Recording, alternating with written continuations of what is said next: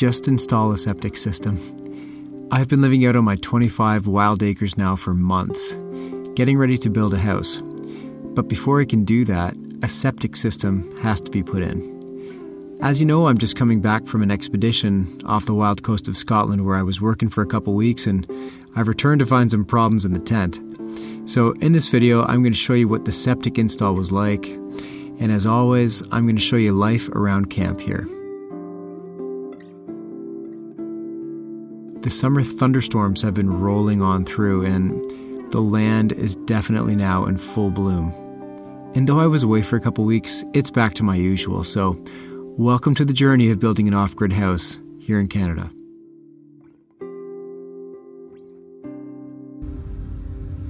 It was a nice ride back through the woods. Weary from the water, it was good to be back on land again. I'm still getting used to this driveway. For months I was just bushwhacking to get into my tent, but now I've got my own laneway. It's unreal. So I'm just arriving back off my long trip around Scotland's remote coast. I'm in my Zodiac clothes here, and this is what I'm dealing with. Wires everywhere, not enough power, having to run my car to charge all my stuff. It's been pretty annoying. It's worked a little bit, but it's not the best situation, you know. Maybe the Ravens could send some help. Oh my God. No way. It can't be. Well, folks, my off-grid life just got a whole lot better. The company DJI has answered the call, and they've seen my minimal electricity setup, and they've decided to sponsor this video. They're the same company that manufactures the drone that I use. If any of my fellow dreamers out there like these power banks that I'm about to show you, check the link in the video description below to order one for yourselves to get your own dreams started. These are a must. So let's check out the smaller one first. This is the DJI Power 1000 Mini, the world's smallest 1 kilowatt hour portable power station, and it's perfect for my tent life. It uses solar powers to charge, not gas. It's great if you're on a budget and seeking great value for money without compromising the user experience. It's an ideal compact and portable design. It's also beginner friendly. This thing has its own built-in MPPT, making solar power simple, or you can just charge it with your car. It's a family charging station or daily desktop power. The ultimate desktop cable organizer with a USB-C retractable cable as well. Basically, it's a one-stop shop, a one device for everything. And if you're an outdoor photographer, videographer, or just an adventurer, these things are awesome to have. I highly recommend it. Now, this thing is a beast. This is the Power 1000 V2. I may not even need a generator for my tools out here because of this unit. We're gonna see. It has a high power demand of, get this, 2600 watts of stable output power. That's insane. That means I could have actual luxuries out here like coffee grinders, blenders, hot plates, and on it goes. But more importantly, it'll definitely run some of my tools. Loads of power, and the LED light is always telling me how much I'm using. It's super easy. But the best part is, again, I don't have to fill this with gas. It's just good to go when I charge it with the sun. And if I really need to, I can charge them from my car. On top of all this, it features a quick charging speed of 0 to 80% in only 37 minutes. That's truly an amazing feature without using conventional electricity. I decided to test out my heat gun on my newly soaked floor while I was away, and it did the trick. Both of these units also run silently at minus 26 dB, making it super easy to run power and sleep at the same time. So if you're looking for a quiet and reliable power solution for your adventure life, check out the link in my bio or the link in the description below, and take it from me, somebody who's lived off-grid for years. These units are the real deal, and I kind of wish I had it at my first cabin when I started way back when, but better late than never. So thank you, DJI. The skies have looked just like this since I returned, but before we get into it, a lot of you wanted to know about my Scotland expedition, so here's a bit on that first. I was part of a team heading an expedition for 60 plus passengers around Scotland's coastline on a small ship. I'm hired on as a Zodiac driver and a musician. Some of the highlights were seeing the world's largest gannet colony, remote lakes on seldom visited islands,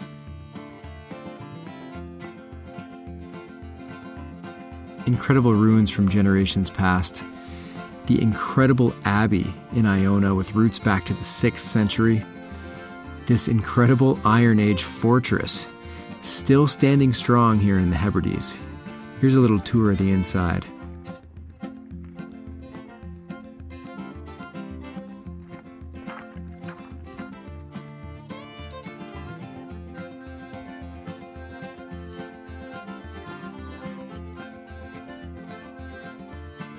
We saw the ruins of black houses on the Isle of Lewis. We visited some small towns like Stromness. And we even made a quick jaunt up to the Faroe Islands, which is part of Denmark, and took in the stunning coastlines and the unique and beautiful culture that's here.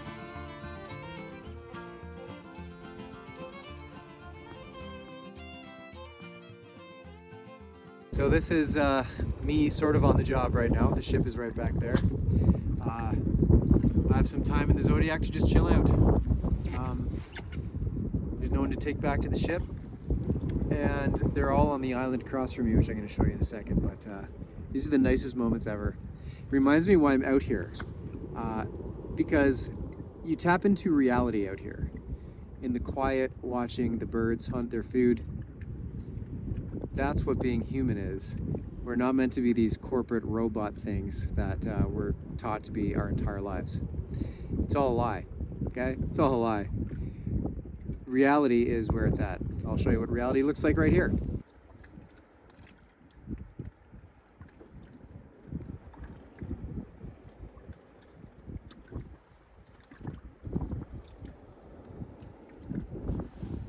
Please never forget that. That's what it's all about. Just reality is actually a calm thing once the craziness of life is dealt with, and you can tap into this, which is why I'm building a place. You know, it's a whole effort to be close to that truth about reality. It's simple, it's calm, and it's uncomplicated. That's it. And now, back to my arrival at the property, and the first steps I took back on the land when I got out of the car. Awesome.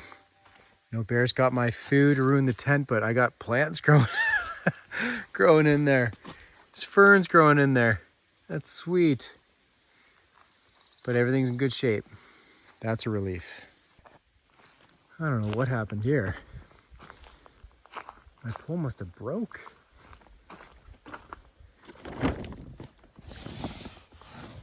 Huh. Why is it so bent? Well, it's still standing.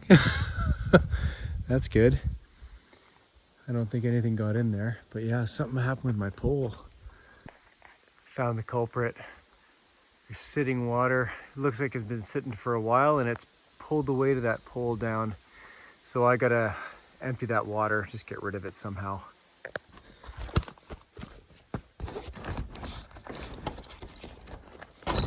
Hopefully there's no squirrel in there. We'll find out. All right. Just how I left it. Awesome. Well, this is kind of gross. I thought it smelled funny in here. That sitting water has really leaked through and made a freaking mess in here. Everything is soaked. Blankets soaked as well, but at least I can hang that. I'm not sure how old all that is, but yeah, it leaked in pretty bad. That's the only thing that's went wrong though. It's pretty good really considering. I'll take it. Just realizing it's got well under all my yoga mats here, whatever you want to call them, these foam pads. That's no good. It's not good at all.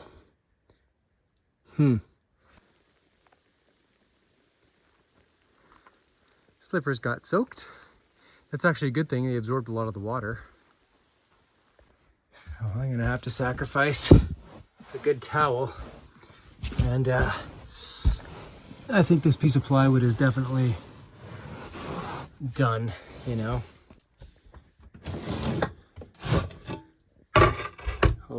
way. Ugh. I also checked the old and outdated trail cam I have and was happy to see that the deer are dropping in and so are the foxes, probably hunting at night. And of course, just like when I got the driveway put in, a raven came to investigate the strange new feature in its territory. Their intelligence never ceases to amaze me. So I'm at the back of the property here. Thought I'd go look for the moose carcass. As you can see, it's not raining. Might rain though, but the bugs are just brutal. So I just put on my raincoat and my gloves. These don't really do much. You can see I'm getting bit right now. And we're gonna see what this moose carcass looks like because I found it maybe a month ago and there's still some meat on it. A bear dragged it since then and finished most of it off. And let's see what we're looking at now. Looks like some sort of hip bone. I'm no bone expert, but that's definitely from the moose. It's just up here. There's actually a bit of a trail that probably bears, wolves have been using, foxes, everything to get to it. And oh my goodness. Oh, I see it. Here we are. Look at this. Wow. This thing has been picked clean. Oh my gosh. That skull is probably worth saving later, but yeah, picked totally clean. Wow. The funny thing is, right around here, there's moose scat everywhere. They're still using the area, regardless of the death of one of their own. I'll show you. Little piles like that, moose scat, and then the carcass is right there, the remains. And even more right here. So they like this spot a lot. Definitely gonna have to get my trail cam in top running order to find some of these culprits. Currently it's right there, but I'm gonna have to wiggle it a bit and maybe reposition it. And we'll get some serious action in this spot, I think, folks. This walk is literally unrecognizable compared to what it once was. All these ferns have come up and you know, I'm just walking right through wet ferns this whole way in. Pretty wild. You can see them all. None of these were here about 2 weeks ago when I left, and it's just totally covered in them now. Glad I wore my raincoat in the end. Having a little sun shower in here. Sun shining everywhere, yet pouring down the rain right now. Holy jeez. I love it. I love it.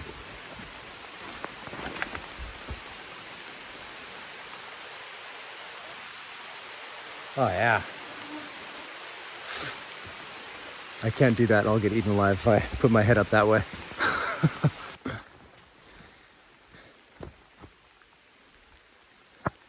This goes to show you how much it's been raining around here since I was away. Pretty crazy.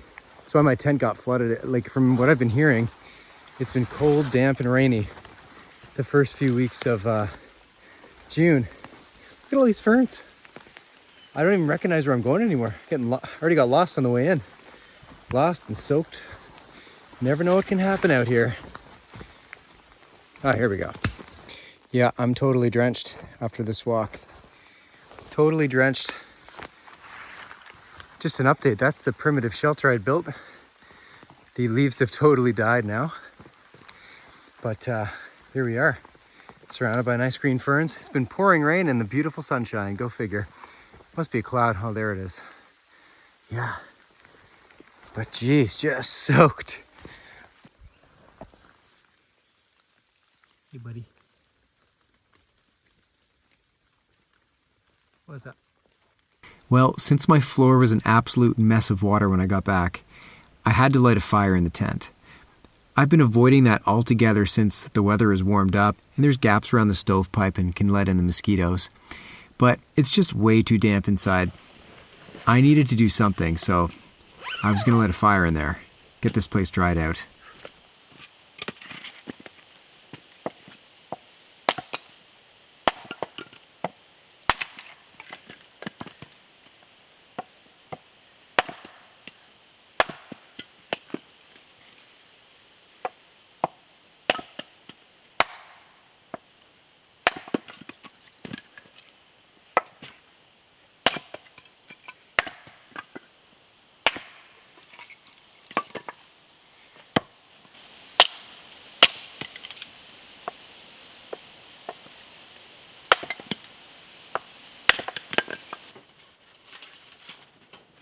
So if you look closely at the top of my stove, it's a bit orange, kind of rusty a bit. You can see it was in the line of fire for all that water coming in. So we'll see how this goes. I think a fire will be good for everything inside this tent.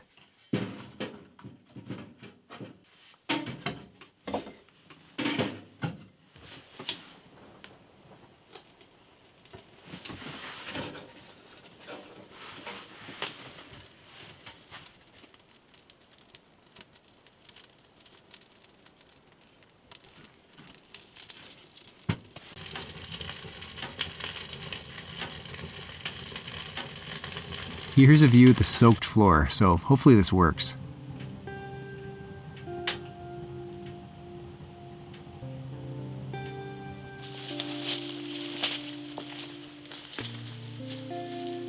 This is my first cabin here. I only ever used a compost toilet in there for years.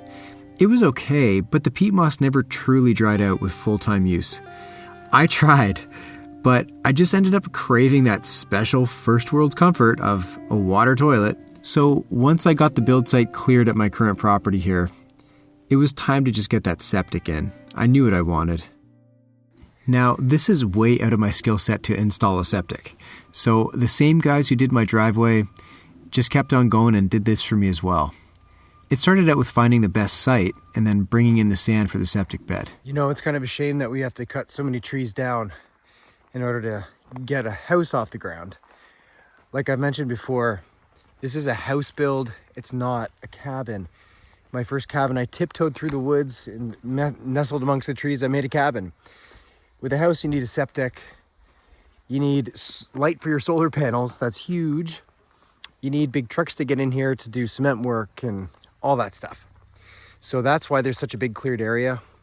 Of course, right from this moment on now, it's gonna try and grow back. And I will let some of it grow back, so it's not all lost, you know. But now I have a chance to get ahead of it and just mold it as I see fit. Just want to show you the bedrock here. It's all bedrock, and the house is going to be anchored here somewhere. That's to be determined still exactly where, but house here, and then septic over there. And as you can see, it goes downhill just enough for a buried tank to get a gravity-fed pipe into it. So it's kind of an ideal situation. If you're up just a little bit higher than your septic, that's what you want to be, and especially if you're right on the bedrock. So I sort of lucked out with that. And it's nice to be able to park right there. My car is on, and it's charging my stuff right now, my little generator there. And I've also piled some stones over there for a future pond. That's way in the future, but you know, he was taking up all these rocks, so I might as well think ahead. That's the scene around here, folks. And there's my old tent. So the guys brought in load after load of septic sand to start creating the leaching bed, which the tank will have to expel excess waste into. A surprising amount had to be brought in before the actual tank was brought in.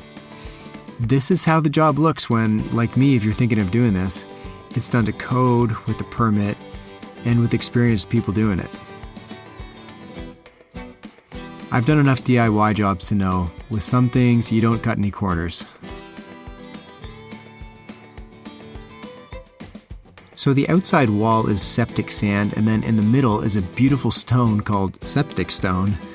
It's super smooth and clean, and it's known in the industry for having an amazing drainage quality.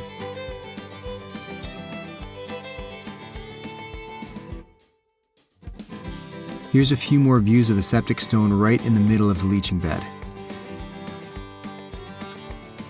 The holding tank itself will sit right in front of this bed.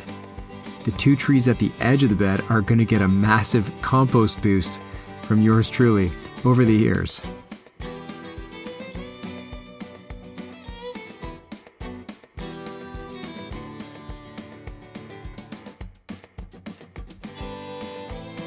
So eventually crushed stone was added on top, and then piping to carry out the excess liquid was placed on top of it. Folks, these are the inner workings of the whole thing. That's it. And these pipes will soon be covered with sand and then topsoil eventually. And fast forward to when I arrived back home and the tanks had been installed. the bed covered, and the whole thing finished. So here's a little walk around and a view from the ground. Okay folks, well, here it is, completely finished. The septic tanks, here is the build site all scraped, ready to go. We are making progress. We're gonna walk to the tanks, and it's only slightly downhill from where the bedrock is, the build site, because the poop can't go at too steep an angle, because if that happens, the water that flushes with the poop goes ahead of it, and you get a bunch of water in the tank and not enough poop. So it has to be at a very low angle. So instead of like this, it's got to be like kind of like that. Or you've seen in houses probably, it can be straight down as well. So I'll look from here now. There's the build site, just slightly up from these. So what we have here is the inlet. This is where the poop is going to go directly into, and all the water for the house, really. The dishes, the sink, in the bathroom, everything. It's going to go in there, and it goes into this tank. When it fills up, it goes into the next tank. And from there, it goes into the piping, which is here, the leaching bed. Now, the solids, that's a fancy word for poop, will usually settle at the bottom, but the water, of course, is going to be contaminated as it travels and travels out through here. But what happens is, once you put topsoil and grass on here, the microbes basically absorb anything that leaches out that's left over. And of course, you've seen there's a variety of different gravel grades that are all in through here. So that's the basic system. This is a shallow tank. They gave me the smaller one. They brought this thing in here and buried it as low as they could, as low as the bedrock would allow, basically. And now the thing is, I have a gap in between where the house is going to be and where the septic tank now is. So in that case, I'm going to have to bring in sand and topsoil to fill this out, so it all levels out nicely. And that's pretty much it, folks. Holy geez. These trees are going to do really well. They might do too well for my solar. I might have to cut one or two of them in the future, but that's down the road. So just a little walk around. This is a septic tank. This is a small one. This suits a house for, one, basically. And it's actually quite a good size too, I should add. It ain't very small. And here we go. Full wraparound. Gives you a good visual, good idea. There will be a house right there soon enough. And I hired really good guys, I gotta say. I can't say how important it is to hire good people. They cleaned this and leveled this out as nice as they could for me. There's no brush left. It's amazing. It's freaking amazing. There's one more view here. There we are. What a beautiful thing. Summer is officially here, and with it has arrived the rain and thunder. These storms have been stretching far and wide across the land relentlessly. This is a view of the wilderness that lays across the road from me. And this next segment is for those who love the sound of good old rain.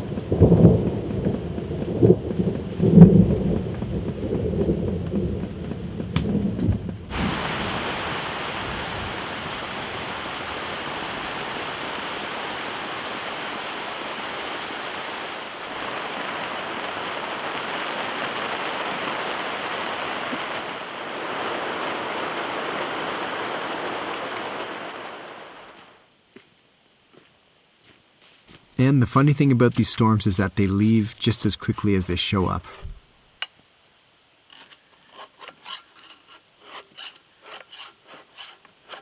A few other things to do around here. Because I've opened up a clearing now, the wind has decided to take down some trees. So it's better I deal with them right away and save the wood for future heat. Hopefully, I won't have to do this job too much, but I also don't mind the firewood cutting itself down. Saves me another job.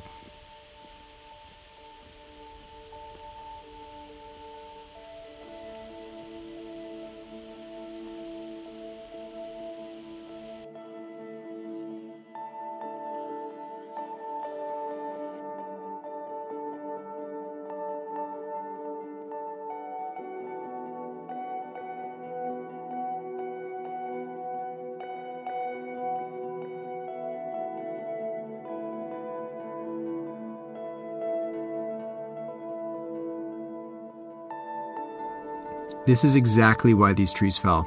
They were starting to rot and they were weakened by that.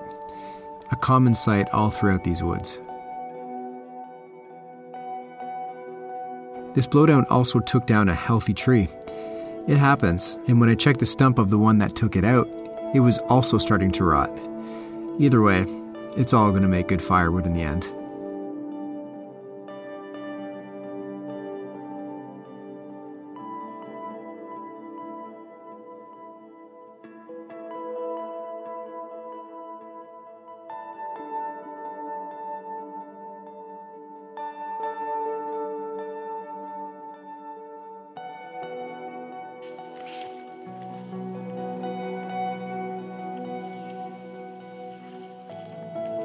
And now I have a mountain of brush to haul out. I'll just pile it in the tree line. It's good for the forest anyways, and it's not going to hurt anybody. And for the logs, I'll just pile these logs right at the side of the build site and they'll dry out in time for fall. My new clearing is going to allow the sun to come in and dry these out even faster than normal. And now for my thunderbox. The old setup was a bad idea. A tiny net and tarp just didn't get me very far, so I moved the box to a new hole and set up another screened-in tent to go over top, a much bigger one. And I just used what was nearby to fasten it down, and away we go.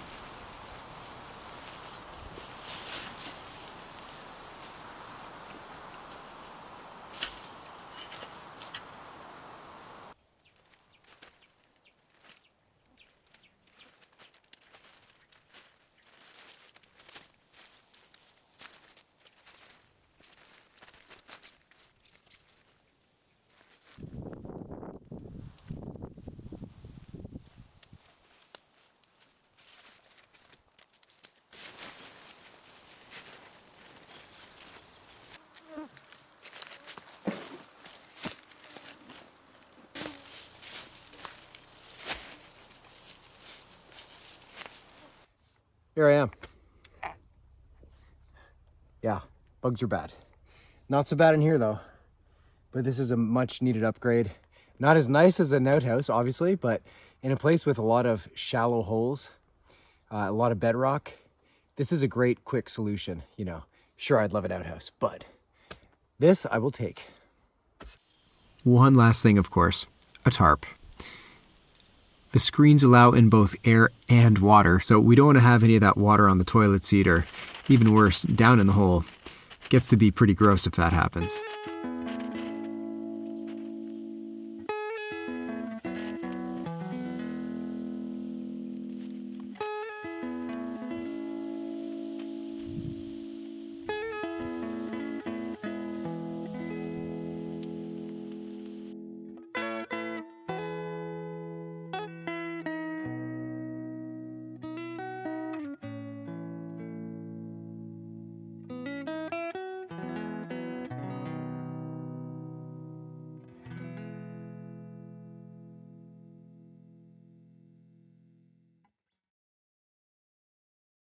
So with all this rain, the puddles around got really swollen.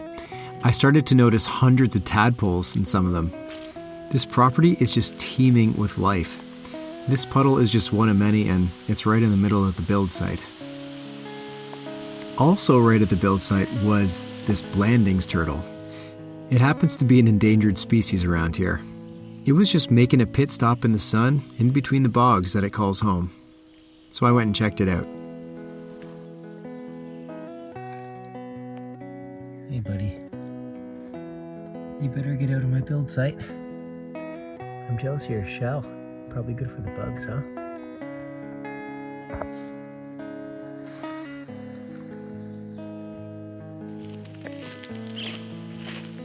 And the last order of business to take care of was my address sign.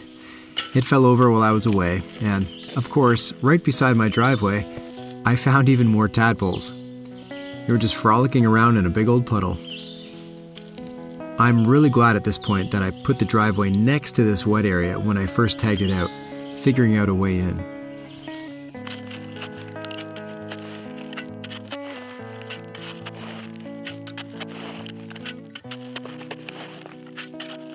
Anyway, now that I have all this gravel to dig into from the driveway, this sign should stay put for a while now.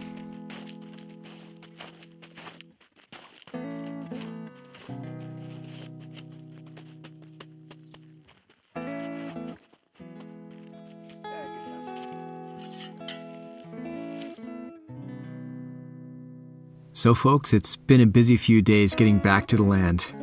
But just before we part ways, it's time to try out the bow drill, aka friction fire, as always, and of course, the usual Q&A at the end of this video.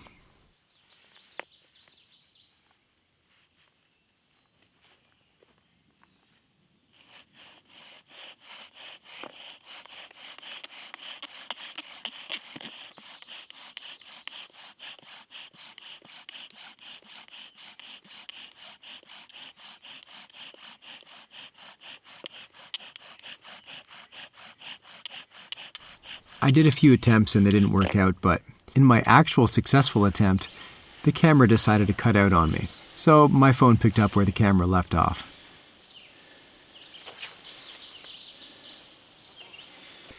Well, this is some sloppy recording, but my camera died just as I got a coal here. Took about 4 attempts, but I finally got it. We're gonna try and blow this thing into life now. Whew. Might be sort of fun to do a point of view sort of thing here. So I take the coal, stick it in my tinder bundle, give it all the dust it can handle, and then I blow.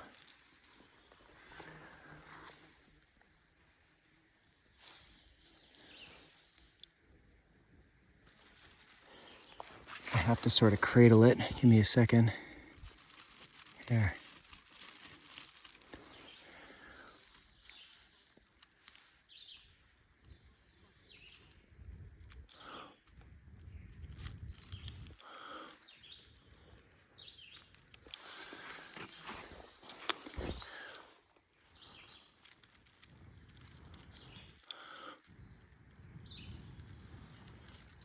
Oh yeah.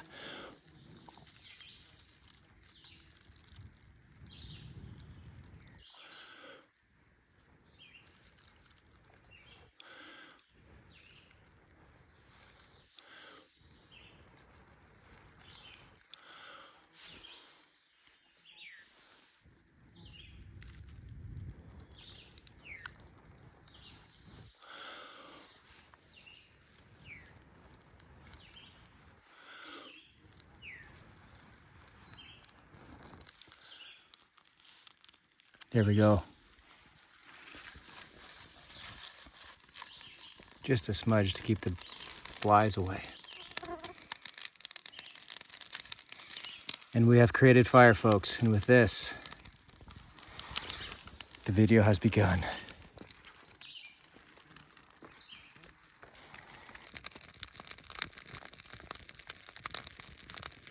And welcome to the tent, folks. I am not going out there to do this birch scroll reading where I read your comments and possibly insults as well, because there's too many bugs out there. I would literally be going like this every 2 seconds. So to avoid that, I'm sitting in my cozy tent with the screen. And if I were to look behind me, there would be like 10,000 mosquitoes at my back, probably. As you know, this is a rough time of year to be out here, but here we are. Anyways, I'm going to start reading your comments. Thanks for watching.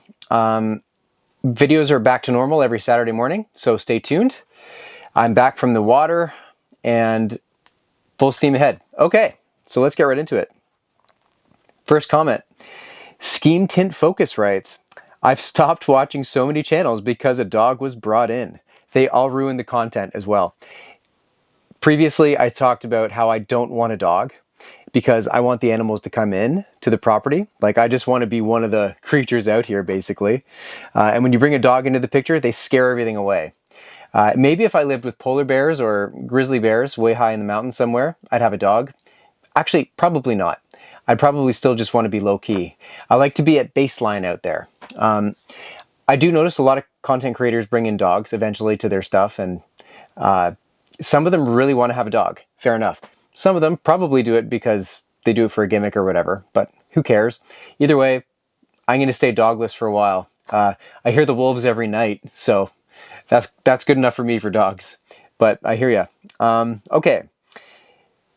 Cheryl Limeson, 3006 writes, very much enjoy your channel. Thank you. My question is, where can I get pants like the ones you have, like the ones you wear in the video? I've been looking with no luck. Hope this isn't too personal. Absolutely not. You can see Fjallraven pants. I always wear these. These are the best work pants in the world. Fjallraven, they're called. I think it's a Swedish company. And they're very expensive. They're like $200 around there a pair, Canadian, that is. They're double stitched at the knee, which is good because I can still see the mark right here where I ran my hand saw right through this cutting wood in the winter, and it literally protected my knee. Would have got way worse of a cut. These are amazing pants. The pockets are in all the right places. There's thick stitching. For the outdoors, I don't wear any other pants more, like, you know, I basically don't wear any other pants now. So yeah, these are the best. Fjallraven, I don't know how you say it, but Fjallraven. Struggling Paradox 5709 writes, very interesting score of land you have. Yeah, I sure couldn't blame you for hiring a crew to clear out the needed areas. That would have probably taken another year to do that by hand. 'Tis true. When I built my first cabin, that was the kind of typical cabin wilderness experience where you can walk in with the materials. I walked all those materials in, and I cut the materials down in the form of trees and built it right on the spot, so I didn't need a road. Now that I'm doing like a house for adults, I need, like, the septic tank I just brought in here. I mean, that thing's huge, and you need a giant machine to do it, and a giant machine needs a good road to come in. And on it goes. The well is going to need a big road. The cement truck's going to need a big road. To get the materials in for the build, they're going to need a big road. Everybody needs a big road. And then on top of that, they need a clearing to put stuff. They needed a clearing for the septic. They'll need a clearing for the well. I need a clearing for the build site. Some people complained that I took too many trees down. Honestly, it's surprising how fast everything grows back. You need to start somewhere. So a blank slate, so clearing an area, let the light in for my solar, a breeze for the bugs. Not that it helps much, but you know, you need a clearing. Even my little cabin had a clearing. It was done by hand, and all the stumps were left over for years, and I had to burn them out of the ground. But doing this all in one go in a couple weeks, the job is done, the brush is gone, and it's a beautiful thing. Now the real work begins. So thank you for your comment. William Sinaz writes, been a long time watcher of Wild Homestead, and the algorithm brought us to you a few weeks ago. Love what you're doing. Look forward to watching your journey on your second build. Thank you, William Sinaz. Yeah, good old Wild Homestead, James. James approached me maybe 4 years ago or so. I put a couple of videos on TikTok of my original cabin, and James saw them, and we got talking, and I remember back then he was like, I really want to do this. And I sort of helped him along the way, not to toot my own horn, but that's how I know James. I helped him up until he bought his land, and he's doing super well, and he's built a lot of cool stuff. And I'm super happy for James, and thanks for coming over here. Appreciate it. We're all learning. I mean, this build's going to be so different from my first build. Like I say, I'm doing a house, and I'm not a builder. Like, I have some experience, but I'm going to do my best, basically, put it that way, and we'll see what happens. Flotty John 133 writes, To own so much land that you can fly a drone over and see the land you've never even stepped foot on at all and call it your own is my lifelong dream. Cool, good for you, Flotty John. I can't imagine what that must feel like, and I'll work every day towards being able to experience that. Cool. Yeah, Flotty John. I've got 25 acres here. It's a surprising amount of space, you know. I do have a couple of neighbors out here. Most of them are seasonal. There's hunt camps around here too. But they actually all have larger properties than me. Like I'm sandwiched between 100+ acres and someone's got 50 some acres, and 25 is kind of a sweet spot. If you have 25 acres, it's a lot of land at that point. I would love to have more. It's not necessary to have more. I have absolutely everything I need. But the only flaw, the reason why I haven't even set foot over there is because this piece of land is actually long and narrow. So I wish it were a bit wider, you know. But because it's so long, I can't, it goes over so much different terrain, I can't even get back there. It's crazy. That river is very hard to pass. I'm going to have to pass it in the winter or build a cool little bridge. We'll see. We'll see. But thanks for your comment. Okay, Chris Oesk writes, 8904 writes, I've got to tell you, you are one brave soul to be able to deal with the bugs. Yeah. I'm going to be 70 years old this summer. Good for you. I'm retired. I have a little pop-up camper. Awesome. I've had since I bought it brand new in the year 2000. I should be out in the woods on state land enjoying life, but because the ticks and the deer flies are so bad, I'm not going. I can't deal with ticks. How is the tick situation where you're at? Just curious. There's a few ticks around, but because we have a bad winter here, like a cold winter, the ticks are kind of a non-issue here. The more mild your winters are, the worse your ticks are. So I haven't seen a single tick. I've walked through some tall grass out towards the river and stuff. No issues. Maybe I should check on that note, but no issues. I've had ticks on me in the past. I've got them off in time and no issues there, but I haven't seen any here. I mostly see all the other... I'm surrounded by a lot of wetlands. I basically live around swamps, okay? They're nice swamps, though. There's a lot of turtles, salamanders, waterfowl, you know, swamp creatures, and less ticks. Thank you, folks. That's all the comments I have on the scroll here, my trusty birch paper. I didn't receive any insults that I remember this week, in the last couple weeks, so unfortunately, I can't write one down and stick it on the thunderbox. So if you've watched to this point and you absolutely hate me, please tell me, and I'll stick it on the thunderbox. It'll be fun. Otherwise, I will show you my favorite comment. I don't think I actually read it on here. And I will see you at the next video, folks. We'll see what happens. Every week, I'm getting closer to something. The well is going to come. The build is going to get started eventually. I got some other things around camp to do still in prep. So we're getting there. Thanks for joining. I will see you at the next video. Cheers. Just put in that septic, folks. Water toilets are awesome, and when done right, they are not harmful to your surroundings. So until next time, fellow dreamers, comrades, just go for it and stop talking yourself out of it.